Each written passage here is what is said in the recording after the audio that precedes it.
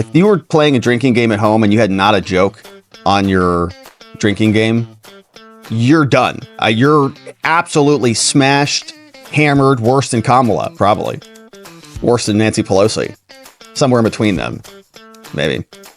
Hammered, because he said it a lot. Not a joke. Not a joke. Repeated it repeatedly.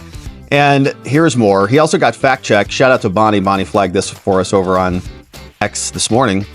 And here was a fact check from even CNN. Now, one of the more egregious things that we saw also was the Fine People hoax. It's amazing they keep dragging this out. It's already been disproven. Okay, it was disproven largely by the right long time ago. Scott Adams has done a lot of banging the table on that one for years, which is very important, I think, in breaking through the noise. We also saw very recently Snopes came out and also confirmed this. Suddenly, yeah, it was a hoax after 7 years of talking about it.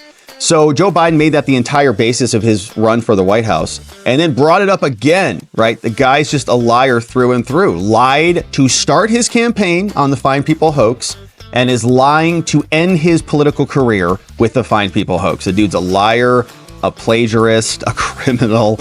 And so it's just perfectly fitting. Here's some more fact checks from CNN. Let's bring in CNN senior reporter Daniel Dale for a fact check of tonight's speeches. Daniel, I guess let's start with the president. What did you make of it?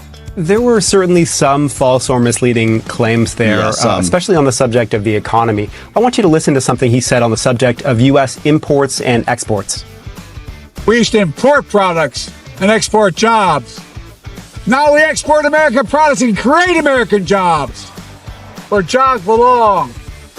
This claim is misleading, Jake. U.S. exports of goods have increased under President Biden. So far, so good with that claim. But contrary to the other part of that claim, we are still importing a whole lot of stuff, too. What he didn't mention is that U.S. imports have increased during his presidency. Increased, not decreased. In fact, increased by more than exports have increased. So, therefore, the trade deficit in goods has increased under President Biden, not declined, as this claim suggested. It was over $1 trillion in each of his first 3 years in office. It had never hit that level before. I also want to play something else he said on the subject of the economy and the budget. This is something he said about billionaires and tax rates. We have 1,000 billionaires in America. You know what their average tax rate they pay? 8.2%. Yikes. I've called this misleading before. It's still misleading. An expert at the Nonpartisan Tax Policy Center has told me this number is, quote, way too low. Now, he said the average federal tax rate for billionaires is 8.2%. What he doesn't explain is that number is not an actual tax rate. What it is an alternative calculation from economists in his own administration that factors in unrealized capital gains that are not actually treated as taxable income under current law. Now, there's nothing wrong with using an alternative figure when you explain it, as the White House does, but Biden himself uses it like it's a tax rate under current law. It's not. So what tax rate do billionaires actually pay? A precise figure is not publicly known at the moment, but a study from two well-known economists estimated that the top 400 households paid an average effective tax rate of 23% in 2018, much higher than the president's number. All right, Daniel Dale. Thank you so much. Yeah, so lies. Okay, misleading, aka lies. Now, here was a fun headline from Politico. Dems give a thunderous ovation to the president that they dethroned.